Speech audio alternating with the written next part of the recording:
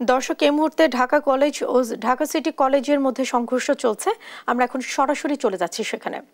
Dhaka college এবং city college শিক্ষার্থীদের মধ্যে যে সংঘর্ষটি হয়েছে, এখানে কিন্তু এখনো মারামারি চলছে, অনেকক্ষণ ধরে এখানে মারামারি চলছে এবং ইতোমধ্যে কিন্তু আইন শৃঙ্খলা বাহিনী ইতোমধ্যে তারা টিয়ারশেল নিক্ষেপ করেছেন।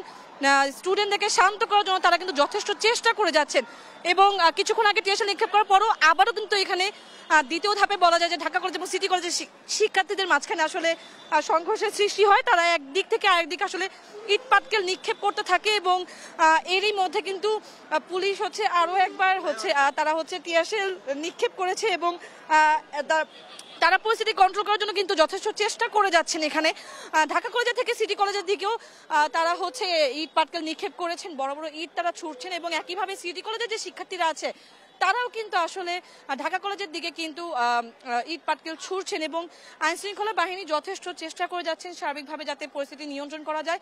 কিছুক্ষণ আগে যেটি বলা হয়েছিল যে আইন শৃঙ্খলা বাহিনী যেটি বলেছিলেন যে আসলে ঢাকা কলেজের যে শিক্ষকরা আছেন তারা আসলে চেষ্টা করছেন ঢাকা কলেজের শিক্ষার্থীদের সাথে কথা বলার জন্য এবং একইভাবে সিটি কলেজের শিক্ষার্থীরা চেষ্টা করছেন শিক্ষার্থীদের সাথে আসলে শিক্ষকরা কথা বলার চেষ্টা করছেন এবং নিজ নিজ আসলে কলেজের ভিতরেই তারা আসলে ছিলেন। কিন্তু কিছুক্ষণ আগেই তারা আবারও দ্বিতীয় ধাপে বলা যায় বা পর্যায়ক্রমে বলা যায় যে তারা আবারও রাস্তায় নেমেছেন এবং তারা এখানে বলা যায় যে একটি সংঘর্ষ বা একটি বিশৃঙ্খলা পরিবেশে তারা সৃষ্টি করছেন।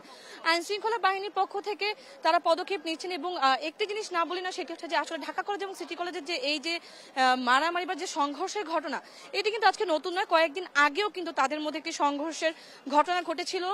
এক কলেজ আরেক কলেজের শিক্ষার্থীকে মারধর করার জন্য, বাকবিতণ্ডার মাধ্যমে মারধর করার জন্য থেকে শুরু করে ফেসবুক ট্রলের যে ব্যাপারটি থাকে সেটি নিয়েও কিন্তু তাদের মধ্যে একটি ঝামেলা হয়েছিল এবং সে থেকেই কিন্তু আসলে কয়েকদিন আগেও তাদের মধ্যে মারামারি হয়েছিল বা সংঘর্ষের সৃষ্টি হয়েছিল।